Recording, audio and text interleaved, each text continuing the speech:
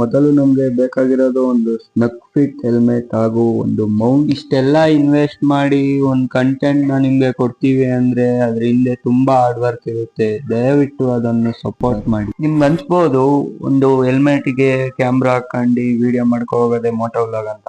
ನೀವು ಎಷ್ಟು ಇನ್ವೆಸ್ಟ್ ಮಾಡಿ ಆ ವಿಡಿಯೋ ಮಾಡಿದ್ರು ಆ ವಿಡಿಯೋ ಕಂಟೆಂಟ್ ಇಲ್ಲ ಅಂದ್ರೆ ಆ ಕಂಟೆಂಟ್ ಬೆಲೆನೇ ಇರಲ್ಲ. ನಮಸ್ಕಾರ, ನಾನು ನಿಮ್ಮ ಟಾಕ್ಸಿಕ್ ಕನ್ನಡಿ. ಮ್ಯೂಸಿಕ್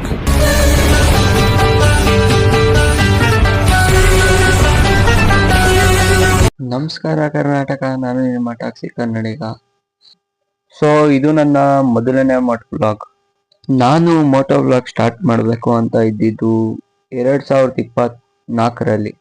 ಸೊ ಇವತ್ತು ನನಗೆ ಟೈಮ್ ಸಿಕ್ಕಿ ಸಡನ್ ಆಗಿ ಪ್ಲಾನ್ ಮಾಡಿ ನಾನು ಇವತ್ತು ಮೋಟೋ ವ್ಲಾಗ್ ಮಾಡ್ತಿದ್ದೀನಿ.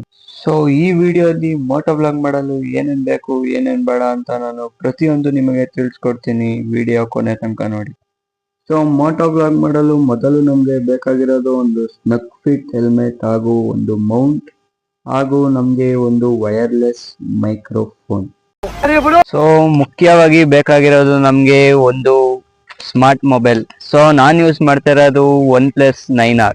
OnePlus ಮೊಬೈಲ್ ತಗೋಬೇಕಂತ ಅದಿನ್ಲೆ. ನೀವೇನ್ ಬಿಡ್ರಿ ಸಾವುಕಾರ ಮಂದಿ OnePlus ಎಲ್ಲ ತಗೋತೀರಿ, ನಾವು ಬರೀ ಐಫೋನ್. ಸೊ ಮೈಕಿನ್ ಸೌಂಡ್ ಚೆನ್ನಾಗಿ ಬರ್ತಿದ್ಯೋ ಇಲ್ಲೋ ಗೊತ್ತಿಲ್ಲ. ಸೊ ಚೆನ್ನಾಗಿ ಬರ್ತಿದ್ರೆ ನೀವು ಕಮೆಂಟ್ ಮಾಡಿ.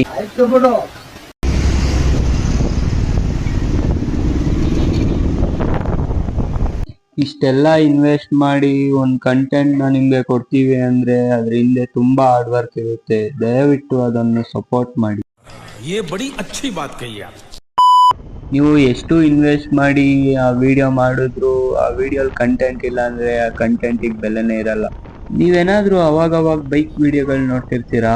ನೀವು ನೋಡ್ತಿದ್ರೆ ನಿಮ್ ಕೆಲವೊಂದಷ್ಟು ಪ್ರೈವೇಟ್ ಯೂಟ್ಯೂಬರ್ಸ್ ಇರ್ತಾರೆ, ಅಂದ್ರೆ ಮೋಟೋ ವ್ಲಾಗ್ ಮಾಡೋ ಅಂತವ್ರು.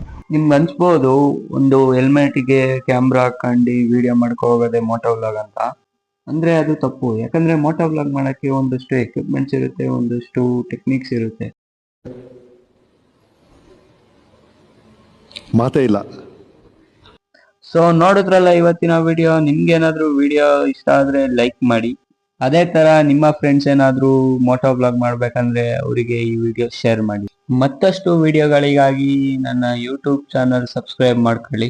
ಸೊ ಎಕ್ವಿಪ್ಮೆಂಟ್ಸ್ ಪ್ರೈಸಿಂಗ್ ಎಲ್ಲ ನಾನು ಡಿಸ್ಕ್ರಿಪ್ಷನ್ ಅಲ್ಲಿ ಹಾಕಿರ್ತೀನಿ. ಸೊ ನೀವು ಅಲ್ಲಿಗೆ ಹೋಗಿ ನೋಡ್ಬೋದು. ಮತ್ತೆ ಸಿಗೋಣ ಅಂತ ಹೇಳ್ತಾ ಟೇಕ್ ಕೇರ್, ಬಾಯ್ ಬಾಯ್.